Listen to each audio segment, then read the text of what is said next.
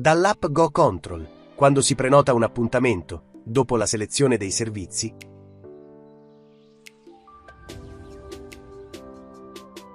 si aprirà il calendario con la selezione dei giorni. In basso, dal pulsante a sinistra, puoi selezionare il numero di giorni di cui vuoi verificare la disponibilità. Dal pulsante a destra, invece, puoi scegliere la fascia oraria desiderata. Seleziona i giorni di cui vuoi verificare la disponibilità, poi clicca Avanti.